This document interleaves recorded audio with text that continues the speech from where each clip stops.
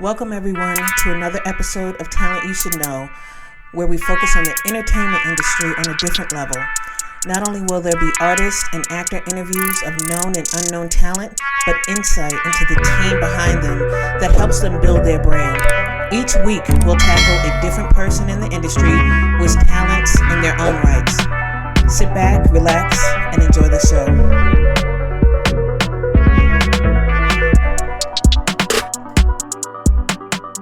Welcome everyone to another episode of Talent You Should Know with Zag. Today we have Big Ced, founder of Industry Cosign and contributing writer to Black Enterprise. How are you? I am doing great, and yourself? I am doing really, really well. I don't know if you remember us speaking early last summer, and I was like getting your advice on writing, and it was funny because it was in the middle of the day, and I think you had to move your car across. Sounds like me. But you gave me some really good advice, so I'm glad that we kind of kept in contact and you were able to do this. Well, I'm glad it worked out. Yes, it did. It did. I still am not at the level of output that you are as far as writing, but you know. Yeah, I it took years to get here, so it's okay. And I don't know if you want to be at this some level of output. So, well, speaking of this, I know, let's go back to how you started, because I know, you're from, the Southeast Bronx. You went to, music and arts high school with like MC Search and Dana Dane. And, that's super, just being there in the beginning of that. What was that like? Well, I mean, it was interesting because it wasn't, I don't think any of us had an idea of what was about to transpire, specifically with, hip hop being in its infancy, and I guess their involvement in it as well. Because especially in New York, everyone has dreams, whether it's sports, entertainment, doctorates, whatever it is, everyone has dreams and aspirations. And I think at that time, since hip hop was so new, and it wasn't yet established as a business, at least the way it is today. To us, it was just us just having fun. Right. So it wasn't like, I was looking at MC Search or Dana Dane or Slick Rick and be like, you're about to do this. Right. Oh, but the funny thing is that Dana Dane and Slick Rick had a group called the Kango Crew. And every morning before class in the lunchroom, used to bang on the tables and do their little routine. So They were like, high school celebrities to us.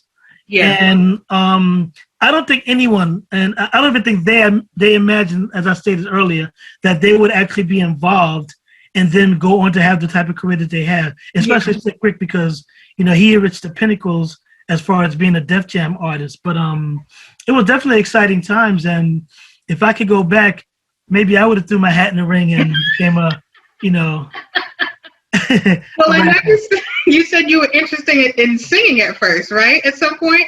Yeah, I went to music and art for vocal, singing all my life, and always had an interest. And the interest was definitely, I had more interest in singing than I had of even being involved in hip hop. Right. So if you had asked me if I'd be involved in hip hop or R&B music, I would have definitely said R&B music, hands down.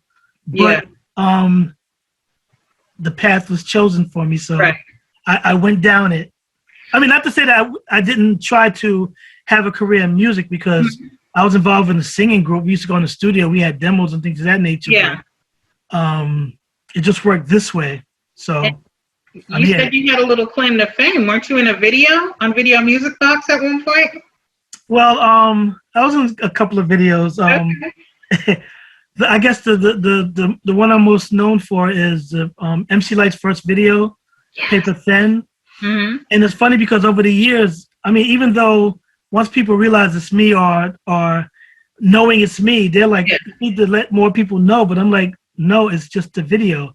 Right. But not realizing that to other people, it was more than that. And I acknowledge it more now than I have in the past, only because it's always brought up for some strange reason. Yeah. And it's not like I'm ashamed or it's something to be like I shouldn't talk about, but it's just a matter of it was like anything. It was like having a different job I had at the time where I did that job and now I'm moving on to the next job. So, and I have more, I want to speak more about my writing career, my website, as opposed to I was in a video. And the funny thing is that even as recent as last week, like I had somebody ask me like, well, how come you don't like talk about it? And I'm like, one, if I do, people look at me like either so or why should I care about what you did 30 years ago? Yeah. You know? But then I'm chastised for not saying anything. But I like my approach better. Let people find out, they ask me, and then I speak about it then. Otherwise, I'm like, I can't win, so let me go about it the way I want to go about it. But yeah, that's how I started in this whole thing. Being MC Light's video, Moni Loves, Moni in the Middle, Dougie Fresh, Cut That Zero. Yeah. I mean, I was in a number of videos, so it was a thing back then, and you know, it benefited me in some ways. So one thing I thought was interesting that you said about, you know, growing up, you know, with all of those, you know, really Trailblazers is exactly what we just said. It's like you said they were creating lanes in a time and there was no one else to look up to. You know what I mean? And that's so impactful. And when you really think about it, it's like to almost be the, you know, just the first people to create something that has lasted for so long. That's absolutely amazing. I do appreciate being around at the time and being involved with the people I was involved with, because I still have relationships with practically everyone that, you know, we all started out with. I was interns at the same time Puffy was interns. Yeah. Obviously, he's had a little bit a better career than I have, but just use it as an example. Mike Kaiser, who's, if I'm correct, is the VP of Black Music at Atlantic Records, or some high title like that. He was the one that introduced us to doing parties. I mean, I can name people that are definitely doing their things, like Mark Pitts. Mark Pitts, I think he's the first Black president at RCA. Yes. We went to high school together, and I actually used to produce music as well. He gave me my first major check as a producer on a Tracy Lee project for Many Faces. I did that title track. So it's like the ties that I have in the industry are so like crazy, like knowing how we all started like in our teens. And like some of these people have made such strides in this industry where it's like I'm proud to know that I've been associated with them at one point in time, or still associated with them, just because, like I said, we've all come up the same era, the same time, and just knowing them and just realizing that, like I said, not even realizing back then what was about to happen, but then 30 years later, seeing what's happening, and then still knowing that when I bump into people, I run into people, or I can call certain people up, that, you know, we're still cool, and, you know, we had the same basic meager backgrounds. Right. But like I said, going to music and art was definitely one of those things, because even Jennifer Aniston, she graduated the same year as I did. Wow. Joaquin Woodbine, Marlon Wayans, Changing Faces. I need to go there. It was.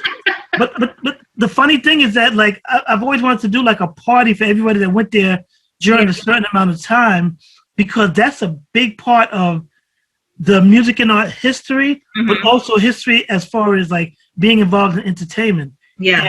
And, I'm still amazed that the people that I do know, like, they always ask me, like, how does it feel knowing these people? And I'm like, well, you can ask them how does it feel knowing me. I mean, I don't know. It's like we just know each other. But I understand.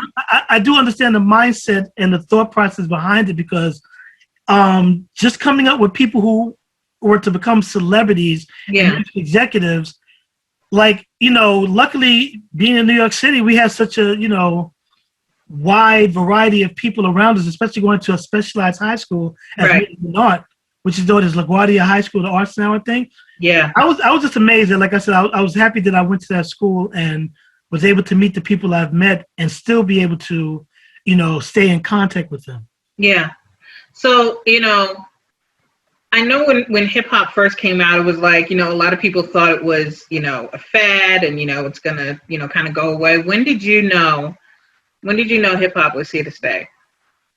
when the friends that I went to school with started making moves, and I was involved because I started working with Video Music Box, like right away, like right out of high school. Right. Because I was great friends with Tuffy, and Tuffy's sister worked with Ralph McDaniels at Classic Concepts / Video Music Box. Yeah. And coincidentally, that's how I got my video appearance through Tuffy's sister. Yeah. And she had asked me if I wanted to be in the video, and I'm like, back then videos were movies.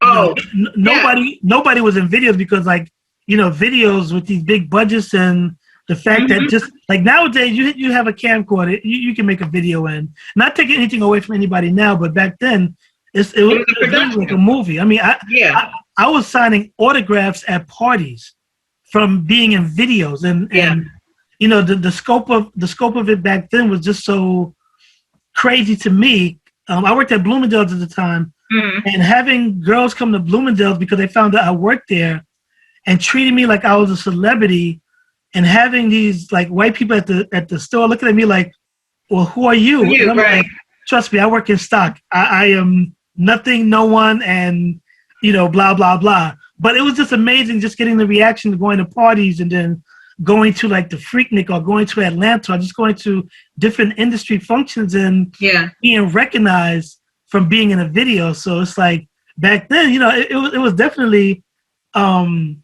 great. Yeah, I didn't anticipate it, but I always looked at it in a sense of I knew I had friends that were actually like I was best friends in high school. Me and Tuff were best friends in high school with Carl Payne, who played Cockroach in the Cosby Show at the time. He went on to Martin. So we're friends with him. We're always at his house. We're hanging out with him. Dondre Whitfield. He, his resume is crazy. Just being involved with people like that at such an early stage, like it meant nothing to us as far as our relationship with them because we were friends. Yeah. And to this day, we're still friends, and we have that because I was on Clubhouse a couple of weeks ago with Dondre in a room, and it's like, I do appreciate when people acknowledge how long we've known each other and what we've done together, and people are like, "Oh my God, I can't believe you know this," and this, that, and I'm like, okay, it's like knowing the neighbor you grew up with. Yeah. What happens that instead of becoming a bus driver or a doctor, this person became an actor or a sports figure. So I guess that's the reason why I have the mindset I have, because even growing up when New York City was like with basketball players, Rod Strickland was my cousin's best friend. So I knew Rod from when he was in high school, pre-NBA. So it's like even hanging out with him, and it's like, to me, it was like just these people I just know and I'm hanging out with. So I've never gotten starstruck. And then when I started working in the industry, at the inception of when we got into it, all these smaller labels, all these smaller video companies, everyone was just starting. Yeah, everybody was basically on even keel, so everyone respected each other, and no one was above each other, and we all got along. And to be at the developmental stage of seeing like the Def Jams and Rowdy Rectors and different companies, and seeing where they are today, the ones that are still around, just knowing how they started. I mean, I remember going to the Uptown offices when it was in Brooklyn before they blew up, and then Puff, and then Heavy D and the Boys, I'll Be Sure, Guy. And it's like, damn, I used to go to the first office in Brooklyn when nobody knew what the Uptown Records was. Using as an example. Even when I interned at Motown Records, it was like Motown Records was always in Detroit. They had just gotten an office in Manhattan. I was lucky to get an internship with Deidre Tate at Motown Records, and then now I'm part of a legacy of a great record label by becoming an intern. And then it's like every place I started working after that, it's like I'm still amazed that I was able to work Black Enterprise, The Source, companies like that, Black Planet, Black Planet boy. Yeah, so it's like, these are some names where it's like, now I'm part of, like, on my resume, you Google me, my name is attached to some of these companies, and it's like, wow, 30 years ago, I wouldn't have thought about it because, I had aspirations, but to actually see it go through and still be involved, it's and still, I think I still got another 30 years in me. You know, whether I do it is a thing. Yeah. I just think I'm still amazed at the road that has led me here and where the road can continue to lead me. So I know I just said a lot. And No. I don't even know if I responded to the question because I forgot the question at this point in time. You did. You responded to it, and then you gave me like a nice a bunch more, which I really loved. Because the thing, what I heard and what I like is that these are real relationships. This isn't, oh, you know, I saw you in this new movie, and you know, let's get in contact with each other. It's like, no, I was playing Scully's with you on 139th and Riverside and stealing milk caps from, you know. Exactly. And it's funny because even when I do interviews, I don't interview celebrities as much now because I hate celebrities. Now I just hate the whole everything that surrounds it. But when I have an opportunity to, you know, talk to, not interview, but talk to my friends, I take advantage of that. And I'm actually going to get back into doing that again because I still have a lot in me and I still have a lot of knowledge. I still have a lot of questions. And the advantage I had when interviewing people that I came up with is I can ask them questions that a regular interview wasn't able to get a response from, where I know I'll get a response because even if I already know the answer, it's just a matter of the interaction and feeling comfortable enough and, you know, or them expecting me to ask questions that they know only I know, you know, because I've known them 31 years and to be able to have that edge. And I realize I have to take advantage of that again because I do get lazy when it comes to taking advantage of some of the things that I have access to. Yeah. But at the same time, I always tell people that I'm not one of those types that wants to flaunt everything I've done or what I'm doing. Yeah. And because I hate when I hear people talking and I'm looking at them like, so? And? I don't want anybody doing that. I do that same thing. I don't want people doing that to me. And I remember when I first got on Clubhouse, I basically didn't say anything about who I am, you know, I'm Big Ced, blah, blah, blah. Yeah. In every room we would go into and there was other people or there's other artists or there's other executives, they would tell people what I've done, who I am. And it got to a point now all of a sudden I got all these followers, not because of what I've told them, but because of what other people have said about me. And I can appreciate that because I don't have to, and I don't have to feel like I'm the blowhard that's trying to brag about things that I've done when everyone else was like, people be like, well, how come you never told me you did this? And I'm like, it's like your reputation precedes you. You know what I mean? You know, so it's like if someone else can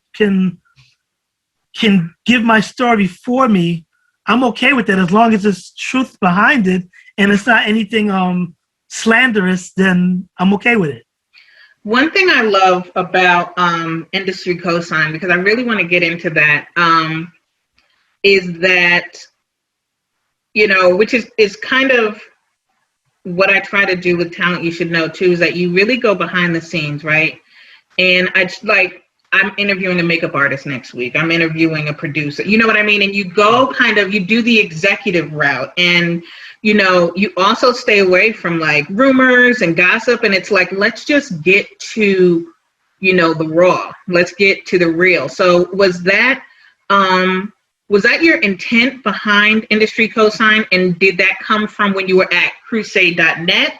Or were you thinking, oh, sir, this is... No, that's where it started.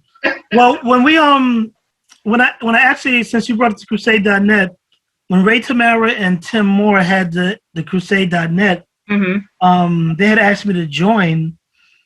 And at first I was hesitant because I'm like, I don't know. But at the same time, I knew that websites was going to be the thing of the future. Right. And why not? And when we had our first conversation, I said to them that I liked what they were doing. I liked the format of the site. And I said to them that I'm going to triple their audience within a month. Wow. I probably quadrupled it within 2 weeks. But, you know, when I left the Crusade to start the Industry Cosign, actually with Tim Moore, we actually, it was by design to keep it, like I hated rumors and delicious content. And, you know, a lot of sites do it. You know, I applaud them for it. That's what they do. I just wanted, one, everyone else was doing it. Yeah. Two, I wanted something to be different about what we did as opposed to doing what everyone else does. Because even back then, once sites started coming out, everybody's trying to be the second coming of whatever was out at the time. I take pride in knowing that, first off, 2 weeks ago was the 17th anniversary of the Yes. So thank you. I appreciate the fact that one, still doing it. Mm-hmm. Two, I'm still doing it by myself. Yes. But as you stated, I've definitely, the executive aspect I definitely appreciate because no one really covers the executive in the same way they cover the celebrities. Yeah. Not realizing that the celebrities, the executives are the reason why the majority of the celebrities are in the positions they are in. And I want to acknowledge, and I even have a website called The Business of Hip Hop that does just that. So when I got the opportunity, I think it was like 8 years ago, to actually work at Black Enterprise, Mm-hmm. I jumped at it because, well, Black Enterprise is, it's an iconic publication, Yeah. specifically for Black entrepreneurs, and I just felt that even though I worked at The Source and all these other places, I'm like Black Enterprise, like in my opinion, and even still to this day, Black Enterprise beats all of them in terms of importance and just importance in just anything that has to do with entrepreneurship and covering Black people and Black news. So when I got that opportunity, I took advantage of it. Right. And I'm back. This is my third time writing. Exactly. You started, from the bottom, now you're here. Like you went up, through the ranks there. And what people might not realize is not only are you writing your own style without having to conform to anything that, they kind of designate as what should be, but your articles they've tried though. Well, I know they've tried, but your articles also get the most views out of any of the articles that, what I'm saying, that they put up. So it's a testament to, your value and your insight, Yeah, and I do appreciate like people gravitate to, I guess, my articles or my style of writing. And it's funny because, like I said, each time that I did go back to write for Black Enterprise, it was always with a different team or a different editor or a different direction. And like after the first time, it's like, okay, I get it. But it's like each time I went back, I was always I always drove the most traffic, or at least in the running. And the funny thing is that it seems as if, and it's no shade because I'm still writing for them now, and a couple of them might see this or hear about it, but there's always somebody or a couple of people that don't want to acknowledge what I can do, because I'm not. See, the thing is, this is based on my dealings with Black Enterprise. I don't fit the mold of what they see as somebody at Black Enterprise outside of, I guess my knowledge and everything, but from the way that I feel when dealing with them, which is the reason why I was hesitant going back both times when I was asked to come back. But I also felt that it was the right move for me because, like I said, it's still Black Enterprise and I'm still Big Ced. So my mindset is, it doesn't matter how you try to make me dress, how you try to make me look, how you try to put me in a box. Yeah. I'm still going to do what I do in the way that I do it, and it's going to prove, and it proves in the numbers. It's also scary knowing that I was away, I think it was like 7 years when they asked me to come back about 1.5 years ago. So I said to myself, I'm like, oh, I'm going to kill it. Yeah. But at the same time, I'm saying to myself, like, am I really? Because am I going to kill it? Yeah. It's been a couple of years. It's kind of like upper management was still the same in general. Yeah. But it's new, like editorial, new people. So they don't know me, or they probably don't care about me. Yeah. They probably see me as just another. I'm freelancing, so they probably see me as just another freelance. Right. But I think that because even when I first started back, you know, it was different protocol and different way to write. Yeah. And I kind of got like a pushback, and I kind of got like the mindset that I wasn't welcomed in a way that, I wasn't told specifically, but I'm not But we dumb. know that. We know, yeah. Yeah. So I'm not dumb. So I made sure to tell whoever I had to tell that, I'm all for doing the best that I can do. So you let me know what I need to do so I can do it. Right. Evidently, I mean, it's been 18 months since that last conversation, and I'm still doing well, I think, enough where, like, I'm still there and I still enjoy writing. And I think I proved myself, I proved to them that I can better myself based on what they felt that I was doing, because from my understanding, my writing wasn't great, and it's like, I don't know if that was hate or if it was them trying to just push back. It didn't matter to me. I'm like, one, there were people in the building that already know me. I had my reputation from before. Yeah. I was always on top of the game when I did this. So I'm like, I'm ahead of the game regardless. And my mindset will always be that I'm going to be the best regardless of, and it's not a disrespect to anybody else. It's just that's how I push myself. You're your own competition, right? Yeah, and I'm going to be the best. And until somebody pulls me from there, I'm going to always have that mindset, not in the egotistical way, but in a way where I need to push myself. I want to be the best. I have a goal of, like, every day, we get a list of like the top 10 stories or whatever. Right. Like, I want all top 10 stories. Mm-hmm. I've always wanted that. I've come close. I've had 8. I've had 9. Actually, I had 8 late last week. So it's like, I still want that 10 because for me, that's an accomplishment, and that gives me something to work for, because I don't want to dial it in and just write just to write.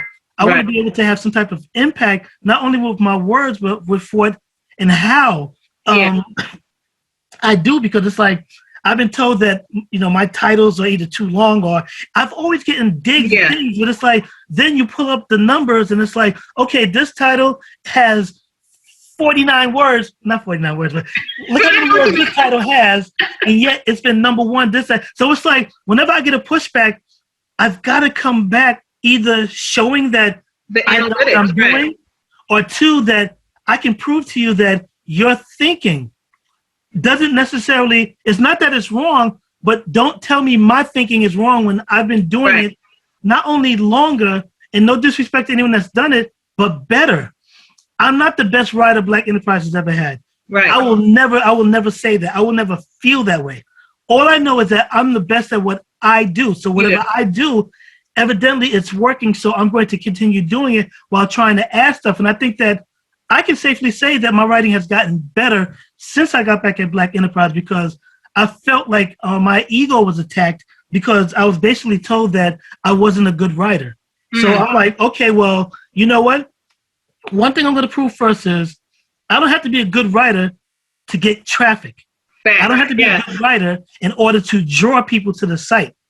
So once I got that part situated, then my next thing was like, okay, I want to write in a way where the editors never have to edit my pieces. Now, of course, I'm not an editor. I'm not a trained journalist. This was a hobby for me. And I would hope that they don't have as much trouble as they had when I first went back to Black Enterprise with editing my story. There's been times where certain editors change the way, the context of what I'm saying. Well, I have other editors that either they get me or they're like, bang, and I'm happy. And I just, and it's a job, I get it, and I don't take anything personal. Right. But I also want people to, like, look at what I've written or look at what I've done and get an idea of how I write or how I project myself. And instead of writing the article for me, to edit it so that way it can be grammatically or structurally correct, whatever, but still keep my voice. Because my name, at the end of the day, it doesn't matter who edits. Mm-hmm. At the end of the day, my name, it says by Cedric Big Ced Thornton. Right. No one knows how much it was edited. No one knows what is changed. So if it comes out in a way that doesn't represent me or sound like me, I'm going to feel a certain way, and they might see a certain way. And if I write something else, they're going to be like, that's not what you wrote here. You know, I want it to be where it's continuity, but also makes sense. Because like I said, yeah, I'll mess up every now and then because I am human. But like at least be in the same, like I'm playing football. Don't put me on a baseball field. Right. At least keep me on a football field. You know, if I can't throw the ball, let me at least kick the ball. Right. Don't have me pitching a baseball when I'm trying to kick a football. And I think, you know, what you said is so important. I wanted to go back to that is when you said, you know, making sure that it's still your voice, right? And when you're working for someone else, technically, you can always tell who is trying to silence you and who is trying to enhance you. You know what I mean? And I think it's super smart of you to be aware of that, because you wouldn't let anyone silence you. You'll say, hey, okay, I see your way on this, or you'll say, nah, fuck that. I know what you're trying to do, right? Yep. And it's so funny because I had a friend that said the same thing. She was like, well, you know, I'm like I said, I'm not going to accuse anyone of anything, but like, and the thing is, I'm not telling them, I'm not going to management and saying, hey, they're twisting this or they're doing that. Because I'm like, you know what? At the end of the day, you know, I've literally had things change where it changes the context, or I've had titles change that was more salacious than it was true. And I'm like, I'm not trying to do anything to, like, I've even had titles that match other titles of other publications for the same story. Right. I'm like, I'm trying to separate not only myself, but Black enterprise from what, because if somebody does the research of a title and 10 publications that basically have the same title come up, yeah, we're going to get lost in the sauce. I don't want to get lost in the sauce. I want it to be where, I don't know. Like I said, I think that some people feel that if they were trained a certain way or they have a certain title, that they know better. Yeah. And I'll give you that you have that title. I give it that you have that lane. The only thing I ask is that you don't take away what's my strength. And my strength is how I come across and what I write. Now, people know me for my wittiness when I write, but it's like there was a certain editor that was telling me at Black Enterprise that, well, you can't speak like this, or you can't do this, or you can't do that. But it worked before when I worked at Black Enterprise before. Right. So I think it's like I said, I'm not going to take it for anything more than what it is or less than what it is. Mm-hmm. I just know that I'll conform. Yeah. Not completely, but I'll conform because, it is what it is. But like you said, if you're trying to silence me or make me sound different than what I am, I'm going to come out on top eventually. Right. Because if I'm pulling in 30% of the traffic or if I'm top 5 every month or whatever, right? There's a reason for that, and I don't want people to think that it's because of the editing. Because if it's because of the editing, then it would be even keel with all the writers. I'm like, you can't say that if I'm doing the majority, if I get the majority of the traffic, but the editor edits 5 different people, but yet if I'm getting 40% of the traffic and everyone else in this editing, evidently it's not the editing. Right. The editing may enhance. I will never take away. If you can make my piece look and sound better, I'm all for it. But if you're trying to take away to satisfy your ego or try to pull down mine, it's not going to work in your favor, because I'm still going to do what I do. And if I go write for another publication, and remember, I have my own website. So I already have an outlet I can use. So it's not like I can be silenced or nobody can get to what I've written. Yeah. So, if I write something on Black Enterprise, I can write it on my site as well. And I'm not getting the traffic that Black Enterprise is getting, but I'm also not Black Enterprise. Yeah. But if you look at both sites and you see the difference, you're going to see that it's edited differently from each site. But as long as I'm able to do what I do and the check clears, I'm good. No. Right. Another thing that I noticed, I mean, obviously, you have this great reputation, they call you a survivor and a hard worker and just, reliable. And I love to hear those things. And I notice even on your site and even on your page, this is about hip hop. This is about the industry, right? And I learned this too from you, is that I keep it about that. you don't see anything about religion. You don't see politics on that. You know what I mean? And you keep it very, very focused, because while this is you, we're still, you know, kind of separate from that. We want to make sure that we give people, you know, the raw information. Well, the funny thing is that with Industry Cosign, it's not a hip hop site. Yeah. But I'm hip hop. I'm so deeply involved in hip hop, and like I come from hip hop. It definitely makes sense. And as you stated before, I don't write any rumor. Like when I first started Industry Cosign, people would feed me information that they would feed me first before they got to the majors or whatever. Yeah. And people didn't understand it. And I told people it's relationships. Yeah. And I still have relationships to this day. And one thing that I thought about doing when I went back to Black Enterprise was utilizing my contacts in a way that will just bring everything like so much better. Yeah. But then I thought about it. I'm like, at the end of the day, anything I do for Black Enterprise is still going to be for Black Enterprise. Right. So I feel like when I first got back, I felt that if I came in and did what I'm able to do, there would be a lot of sore heads over there because I'm, you know, bringing certain celebrities or certain executives, and I'm like, I don't need those issues, and I just felt like why? Let me just be who I am without having to give extra. And I never had that attitude before until I started writing back at Black Enterprise because of the push I got when I went back, and I felt like, damn, it's like kind of disrespectful to basically like say that I'm not a good writer, right? When like this is the third time I'm coming back, and I'm not coming back because I asked to come back. You asked me to be here. Yeah, and both times I was asked to come back, so it's like, right. You know, and I mean the person that did bring me back, I do appreciate the fact that because we worked together at Interactive One. Okay. So to me it wasn't a Black Enterprise thing. It was like he knew what I was able to do. He knew what I was capable of doing. He trusted in me enough that he had asked me to come on board. And I'm like, you know what? You have that much trust in me. I still like the brand. Yeah. Regardless of what happened previously. And not that anything bad happened, but it wasn't a great thing. Or like I said, like they didn't make me feel like I belonged. Right. And even to this day, I don't feel like I belong. As long as I've been working with Black Enterprise, I don't feel like I belong in Black Enterprise. Right. And I'm cool with that. As long as I put in the work and do what I'm supposed to do, I'm cool with that. You know, if they want to have their little whatever, that's okay. Like I said, that's no disrespect to them.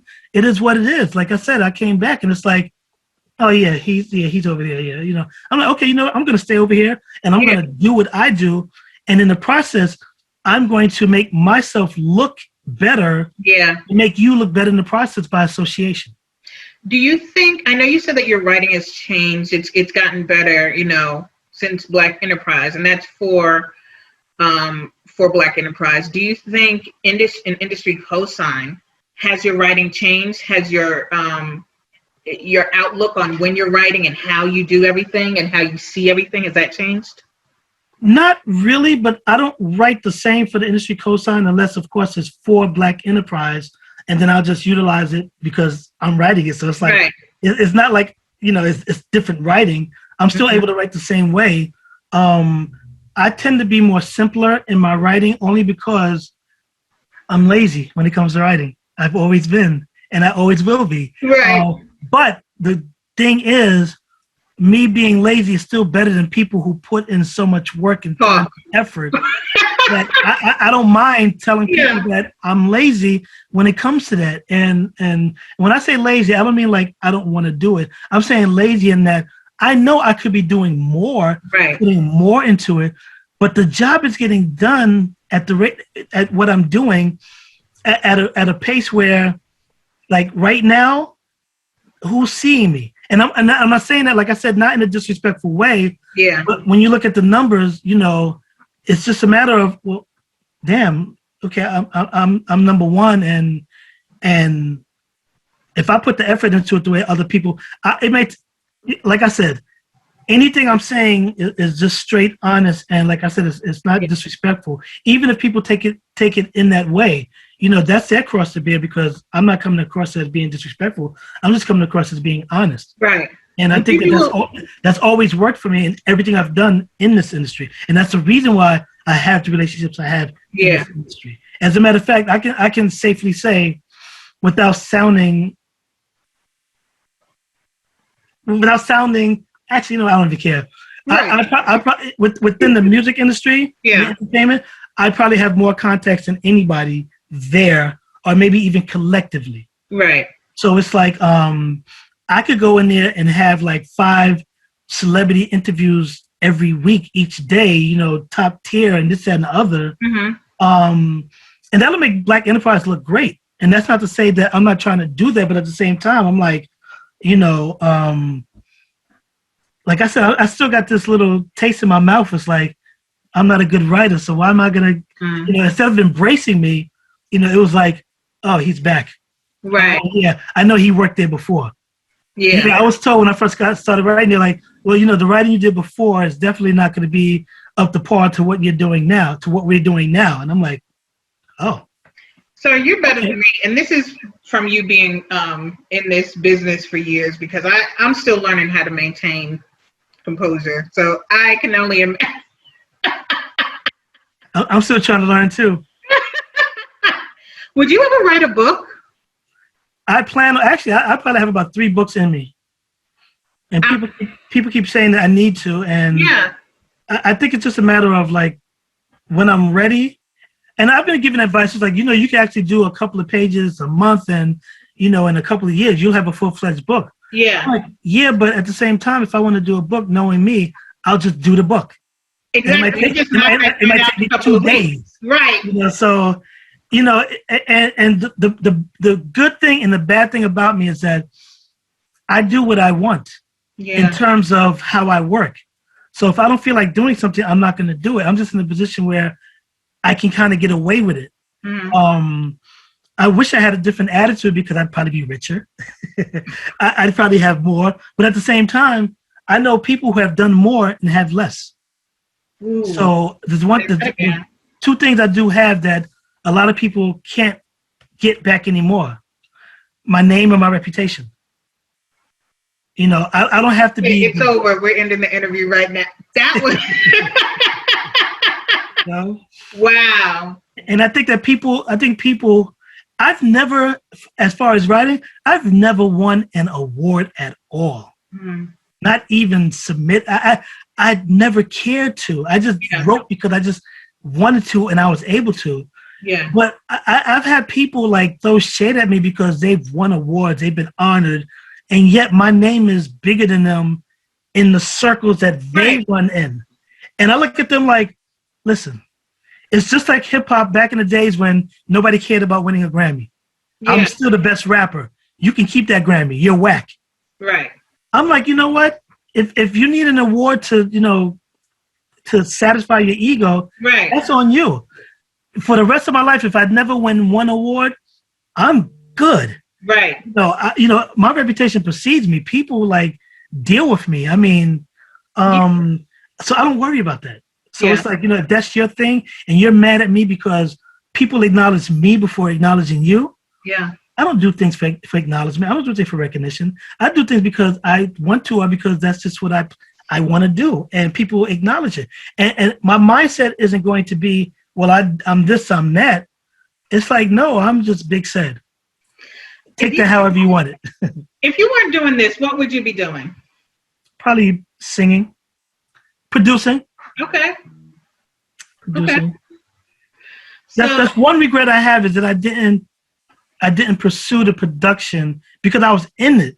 Yeah. I've produced songs. I've known the people, but I'm just like, a big sour taste was left in my mouth when people were trying to sign me to management and like trying to take my money before I even started making any. Right. So and did I know people that actually was working with big name producers and not getting money because of whatever contracts they were signing. And at the time I was doing parties, I was doing celebrity games. I'm like, you know what? I could do something else. Yeah. And I did. So, I mean, I'm pretty sure I would have made a little bit more money doing the music, but at the same time, there are people that have made a lot of money and lost a lot of money. And lost a lot more than that, So like I said, I'm where I'm supposed to be. Even though I feel like I should be better, but I take that responsibility because I need to do whatever I need to do to get to that position, as opposed to doing it because people think I should be there or because other people are doing. I don't care what you do as long as it doesn't interfere with what I do. And even if what you do interferes with what I do, you're not going to do it in the way that I do it. Absolutely. It doesn't concern me. So for someone who does want to do what you do, who does want to start their own website, who does want to write, who does want to, do freelance writing for a major publication, how do they get into that? What should they do? I think the best way, there's so many different ways nowadays where it's like, it's good and bad because there's so many people doing it. You can't really be recognized because you're like with everyone else. But I would suggest that people start their own blog. It costs $0 to start your own blog. Thanks. WordPress is free. Start your own blog, start small and get in the lane that you want to be in as opposed to what you think everyone is doing. Because if I had done that, I don't think the Industry Cosign would be around this long because I would have been doing what everyone else was doing. Yeah. And I was recognized because actually Black Enterprise was the very first publication that I actually interviewed for initially. Every job I've had in this industry was people saying, you know what, I like what you're doing. Come work over here. So if you're doing a good job, people will notice. Right. Now, I've also, at every job I've ever had in the industry, I've always worked with people that were threatened by my capabilities or threatened by my popularity or threatened by my work ethic. And this is the first time, and I'm going to say this is the first time, at Black Enterprise, Justin Barton, who brought me back, he's the first person I've worked with that doesn't in any way feel threatened by me or my work at all. He's encouraged me, and I can appreciate that. Yeah. The other 2 times I worked at Black Enterprise before, I had other people that looked at me like, he's going to be a problem. And it's like, well, if you think I'm going to be a problem, then I'm going to be a problem. Not because I'm going to be a problem, but because that's what you see. When I worked at The Source, every place I worked at, it's always like the person I'm working directly under, they hire me to be me. And then when they get me, they become intimidated. And I'm like, that doesn't work because my work is always going to be done. The problem is usually that I don't need them to get my work done. Yeah. And they're not used to being in that position. And like I said, I can name names and it wouldn't hurt me because it's just being honest. Right. Like I said, the funny thing is that I never needed anybody where I worked to get my work done. Not saying that I didn't need them for whatever else. I'm just saying to get to the meat of what I do, when I write, when I do whatever, marketing, whatever, I either know what I'm doing and that's why you brought me aboard, or you have enough faith in me that but it's like when they realize that they can't control, and when I say control, I don't mean in a way where I'm unruly, but if you have a technique that you use, but I find an easier or better one for me and I use it, they get offended. And when I worked at Impact, I was the chart manager at Impact Magazine, music publication. The editor-in-chief got mad at me because he showed me how to manipulate the charts, this, that, and the other. It would take 3-4 hours.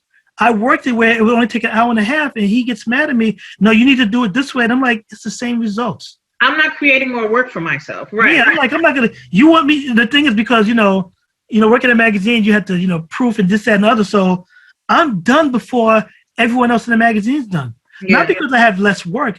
On the contrary, I had more work because I had to do the charts plus write. Yeah. Plus I had my own column. Exactly. So I have more work than the other writers. But because I was efficient in what I did and got my work done, they're looking at me like, okay, I can literally leave the office for 3 hours and come back and people are still editing, doing what they do. Yeah. And you're getting mad at me, not because my work isn't done. You're getting mad because I found a better way than what you were doing. And it's like, no, embrace that. I've never worked with anyone that embraced what I was able to do and use it to their advantage. Yeah. When I was at Interactive One, I'm like, before I got there, because from my understanding, I didn't realize this until after I left. No one wanted to go to Black Planet as far as celebrities. Like the person I reported to didn't have that relationship. As a matter of fact, people didn't like him. Yeah. When I got there, I had those relationships already, but I didn't know at the time the reason why he got rid of me was because I brought in people that he told his superiors he couldn't get. Didn't want to. Exactly. I got them with a phone call, an email, but I didn't know that because when I found out, I was like, oh, so it makes sense why he was trying to push it back because I was making him look stupid, not on purpose because I'm like, if he was smart, he would have came to me like, you know what, blah, blah, blah, blah. I said to him at one time, take credit for everything I do. I don't care. Yeah. Because you know what? At the end of the day, I can go someplace else and do the same thing. Yeah. So it's like I've just gotten so used to people being threatened by what I'm capable of doing that like I'm not as enthused as I could be. Yeah. Because at the end of the day, I'm gonna be like, yeah, in 2 months this person's not gonna like me because I'm doing too much. Right. So if I start having all these celebrities come to Black Enterprise and all these executives, then I could be wrong, but I get the feeling that I might be looked upon like, yeah, you're doing too much. Yeah. So it's like, you know what? So I heard you mention, Clubhouse, a few times, and I'm on there. I've had to monitor myself on Clubhouse because you lose track. It's like it's like getting in the sunken place. You look up and it's dark, Yeah. But so I know you used to have the weekly parties at Negril Village, 5Ws. Do you feel like this is kind of like the online version of that as far as like networking? No. Okay. It's more along the lines of I compare it to the music conferences from back in the days. Okay. Where everyone gathers in one place. You have classes, panels, you get to meet people, you interact. That's what it is for Clubhouse. Clubhouse is the same way because I've reconnected with people, I've connected with people, and like I said, the good thing for me is that I didn't have to tell anybody who I was because others did it for me. Yeah. So that made it better for me. But I don't go on Clubhouse as if I'm an expert, and I see so many people do that, and that's the reason why I don't want. I don't want people looking at me like that. And it's like, I see people who have 1/10 of the knowledge I have, acting like they have 10 times the knowledge I have. Have you? And sometimes I'll sit there and I'm like, are y'all gonna take this? And I'm in the audience and I'm like, don't do it. Don't listen to it. If I'm on stage, I've definitely challenged several people, but in a nice professional way because. Right.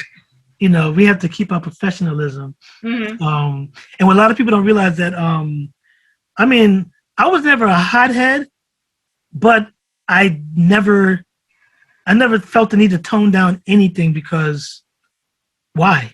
Right. And, then I had to realize that, in corporate America, I am a dark-skinned Black man, so I'm already a threat.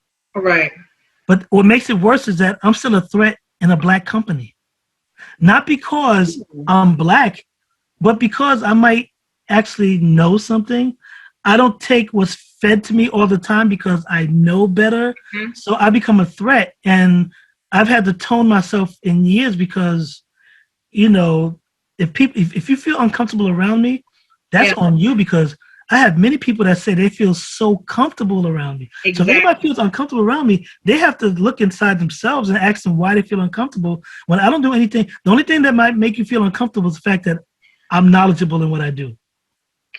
Or my contacts are real.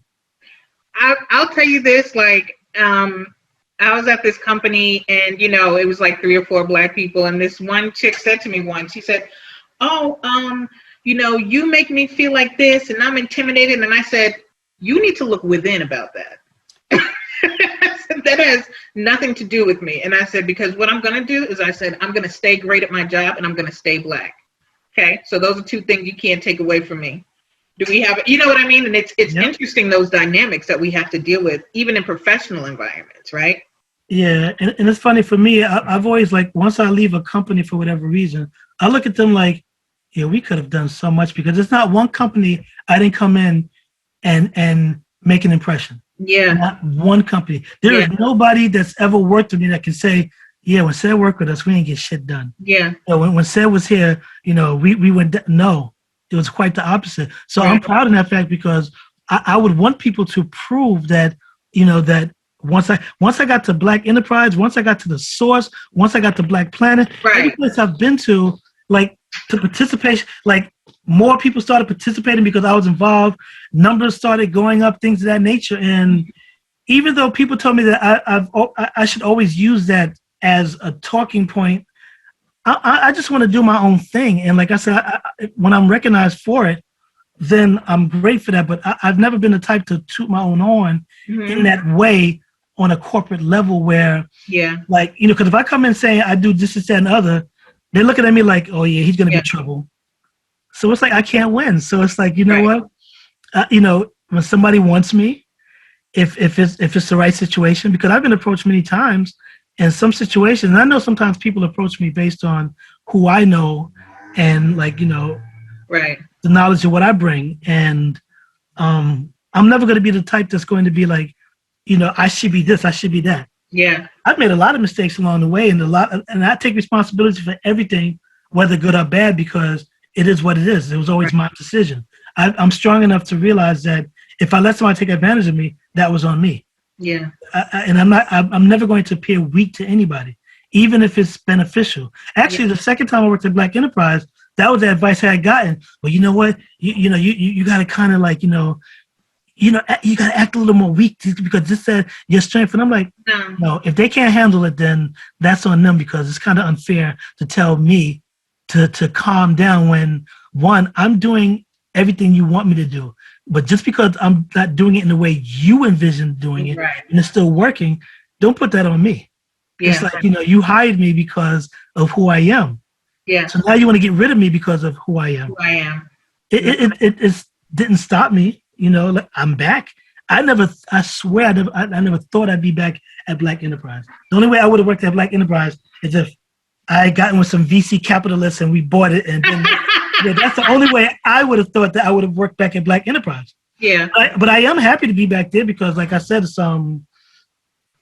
always a good thing when you're doing something that you enjoy doing it. And like I said, I can appreciate the fact that there's a couple of people I know appreciates that I'm back as far as me being there, not because of what I do. Yeah. I'm pretty sure there's other people that's like, oh, well, blah, blah, blah, the numbers, this, that, and the other. And, we're playing a numbers game, so I'm good for the numbers.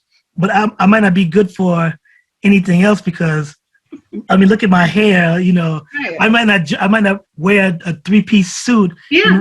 I might not, so it's like, you know what? Yeah. I get it. That doesn't take anything away from me. No. And it's like, if this was 10, 15 years ago with the attitude I had, either I wouldn't have gone back, or I would have had an attitude, or I would just do shit to spite them and then show them that, you know what, this is what I can do without the name. And I remember I had some interns in the source that are still working in the industry now. One of the first advice I always give people: never let a company dictate who you are. Be who you are. Yes. It's like, because if me working at Black Enterprise is getting me where I'm going, and Black Enterprise wants to get rid of me, I have nothing then. But if I'm Big Ced, who works at Black Enterprise, if I'm Big Ced who works at the source, if I'm Big Ced who works at Billboard, any of those things is as long as I'm Big Ced wherever I go. So I had to like, and some of them came back to me years later, like, yo, that's some good advice because blah, blah, blah. Yeah, once you leave a job, if people are messing with you because of that job, more than likely they're not going to mess with you after that because you can't do anything for them at that particular place. It's just like when I went back to Black Enterprise, all the publicists and people that, didn't have my number or lost my email address, all of a sudden found it back when they saw that I was back at Black Enterprise. I expected, it's part of the game. I'm not mad about it, but I gotta mess with the people that deals with me because I'm Big Ced. There are people that has never not dealt with me. There are people that have gone on to create their own companies, work with bigger companies, and they still thought about the Industry Cosign when it came to coverage. If they had a party, if they had an event, they always invited me because I was at the beginning of a lot of these publicists and managers and label heads' careers. So it's like they appreciate what I've done. And if more people was like that, our industry wouldn't be so cutthroat. So that's why I tell people, I don't worry about anything. If Black Enterprise was decided right now, you know what I said? this is it. I'm going to do like I did last time. Right. Use the opportunity and move on. Good afternoon. I'm still Big Ced. When I left the second time, the funny thing is I had my Black Enterprise email address. Mm-hmm. And I have my Big Ced Industry Cosign address, which I've had for 17 years. Yeah. From my understanding, one of the editors went through my computer to get my contacts. What she didn't realize is that I use my email address for all correspondence unless it was directly related to Black Enterprise. Right. Because I knew that once I left, that would happen. I'm not stupid. So they told me she got a big stink because it's like she could get nothing from the computer because guess what? Once I left, my files, everything that was connected, any emails that came in, so that means once I left, all the emails that came into to Big Ced at Black Enterprise was from people that contacted me through Black Enterprise. Right. Not my contacts, not my relationships. Not your none relationships. of that. Right. So I heard that she was pissed. So it's like, I was happy because I'm like, well, if you're good at what you do, you don't have to worry about my contacts. Listen. My contacts will always be my contacts. Even if you get my contacts, that doesn't mean they're going to respond. But I tell people you have to always protect yourself because I don't care how long you work someplace. If it's not your company, they'll always have the leverage. Every environment is free will, right? This is, Yeah. They can let you go at any point in time for no reason. And I tell people, it's about becoming indispensable. I just applaud you, and I'm appreciative of who you are and of you taking the time to talk to me today. No problem. I appreciate you wanting to talk to me. I tell people, regardless of how people see me, I gotta appreciate everyone that appreciates me or wants to deal with me in some way, because you take that away, then who am I? I mean, I'm still gonna be who I am, but sometimes you need the support of people or the acknowledgement, because we all have egos. Yeah. If nobody wants to talk to me, no, I'd be fine. But it does feel better knowing that people want to. I mean, and it's funny because people are always asking to interview me, and I always say to them, like, why? I mean, I get it. I honestly get it. I'm not saying it in a way where I'm being, stupid about it. I'm just saying, like, I guess because of what I want to do or where I want to end up, I know I'm not there yet, but that's because of my thoughts and whatever goals I have. Because today I can just pick up and do something and just surpass anybody that thinks they're in my lane. And then I'll stop because I'm not feeling it. I've done it before. Yeah. So I've where been is hiatus before. And people don't understand. It's like, oh, you were doing so well. I'm like, yeah, but I didn't enjoy what I was doing. Unless you're paying me. If you're paying me, that's different. That's different. If you're paying me to do something, But if it's something where it's like, oh, people keep telling me I need to be doing more video interviews, and I'm like, I know, but once I do it, I'm pretty sure that I have enough content and people and connections where I don't have to meet anyone new.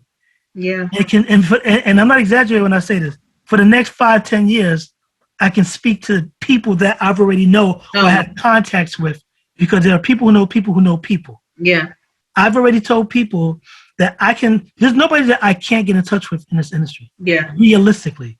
Some might be a little bit harder, but I know somebody who knows somebody who knows somebody. Right.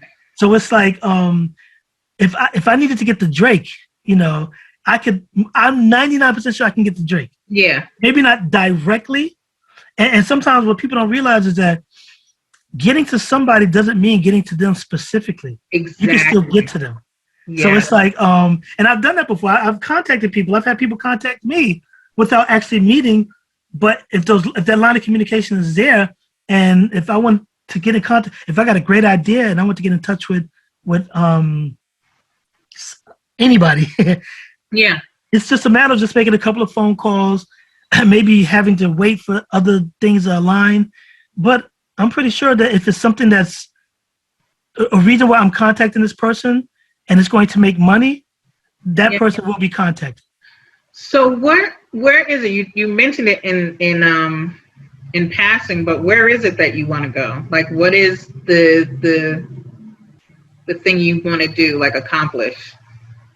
I've been asked that question probably all the time in the past 30 years, and I'm probably more confused now than I've ever been.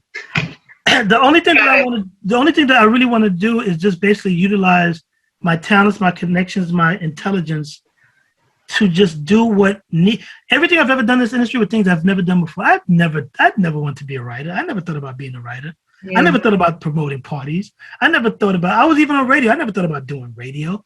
But those are things that I had the opportunity. I did it. And I should have kept up on a radio thing because I was actually on what it was, at the time it was Sirius and it was XM as opposed to now it's Sirius XM. Yeah. I think we were on XM and I was with Ralph McDaniels, Hot Dog, and somebody else. Anyway, I had the opportunity to work with Sway on his radio show when he was on Hot 97. Yeah. There was just some things that I just didn't pursue because if I'm not passionate about it, like I said, if you present me with an opportunity, if someone's like, hey, I think I like I said, I've done radio, I've done podcasts. So it's not like I haven't done it or I can't do it. Like I know people that are doing everything and get nowhere. And that's not taking anything away from them. Yeah. I'm just saying that some people don't have it. People are always like, I should have been an actor. I should have been like, what? Yeah. People say comedian, but I'm like, nah, comedians, that's a hard job. I know. People keep trying to get me on stage. I'm like, no, I'm funny with you. I was like, I can host the show, but nah. Yeah. I have an attitude. If you're not laughing and I say something I think is funny, I'm coming for you.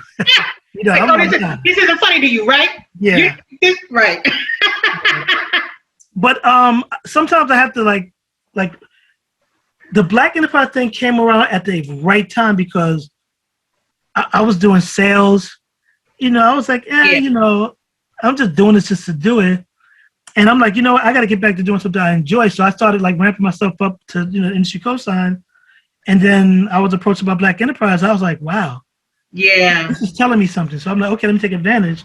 And even the way that I wanted to move, I pulled back a little because I knew for a fact that if I had done what I wanted to do at the time I wanted to do it initially, there definitely would have, if there was drawback for me just writing back at Black Enterprise, they would have had issues because I would have been on some world tour shit. and they'd have been like, okay, who does he think he is? You know, it is what it is. And the funny thing is that I have an idea of the people that have that mindset, and I don't dislike them at all. I'll speak to them, say what's up, and it's like I look at them like, hey, I know, I know how you feel, and it's like, you know, and that's not to say that they haven't changed because, you know, I've proven myself once again, because that's one thing I love doing is proving myself. Yeah. So if I go back to Black Enterprise and you tell me I'm not that good of a writer, I'm like, oh, for real? Okay. And you know, so 18 months later, I'm still here, so I might not be that good of a writer, but I'm good enough to still be there. So, you know, but like, it's like me puffing my chest up like, yeah. You know? Yeah. So, you know, it is what it is, like I said, and I don't feel, even though I write for Black Enterprise, I don't feel like I'm part of Black Enterprise. I get it. And if they can imagine if they actually made me feel like I belong, like how that would change. How much more I would do for the brand, and people then maybe they would. And you know, it is what it is. Like I said, you know, everyone's not gonna like you, everyone's not gonna feel you. I guess that thing is, as long as I'm producing, it doesn't matter how I feel or how I look, because you know, it is what it is. And it got to the point where I purposely let my hair grow, and it's like, maybe I should start doing video interviews on my site, and then just show what I can do. Yeah. And not to say that that's what I'm looking to do. I'm just saying, using that as an example, just to be like, I mean, y'all make it seem as if it's either hard or it can't be done. I'm gonna come in and make it look so easy that you're gonna get mad at me again. Right. I don't want that. I don't want those problems. So we don't need to know. Yeah. Let me just get on my computer, you know, type a couple of words, submit it, and you know, move it along. You know, and see what happens. Like I said, until they get rid of me, because I'm never going to own Black Enterprise. Right. I'm never going to be a top executive. I'm not even going to be an employee at Black Enterprise. So, like, why set my sights on something that is not going to happen? Because there was opportunities before, but the way the system is set up and the mindset behind who I am, it's like I said, I'm never going to be Black Enterprise material. I'm just going to be a Black Enterprise contributor. And I'm okay with that. And you don't have to be, quite honestly, yeah. Yeah, I'm seriously okay with that because, like I said, it's not for me to bash them. I mean, I do enjoy it. I enjoy the association. One thing I won't do, and people keep asking me why, like even like when people like the few interviews I've done in podcasts, like they want to promote me as Black Enterprise, and I'm like, no.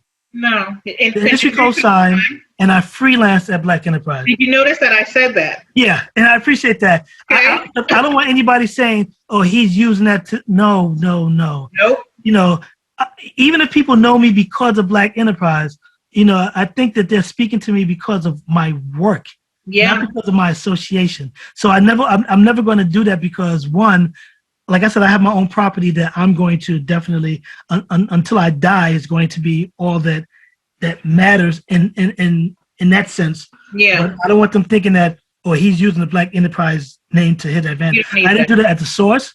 I didn't do that at Vibe. I didn't do that anywhere. I've always just been Big Ced. So that's what it is, you know. So. Well, thank you so much for coming on my show. I know you have things to do, and I got to write some more stories for Black Enterprise. I know you do. And I know by the end of the day, I'm going to see 15 LinkedIn. Can you just tell everyone, even though they should already know this, tell them where they can find you and your articles and everything? I just tell people, I hate when people used to say this, but I've realized it's the easiest way. Big Ced on every social media. Definitely Black Enterprise, the Industry Cosign, TheIndustryCosign.com. I didn't realize how long it was until when I would tell people. I'm like, yeah, it's kind of long, but you know, it is what it is.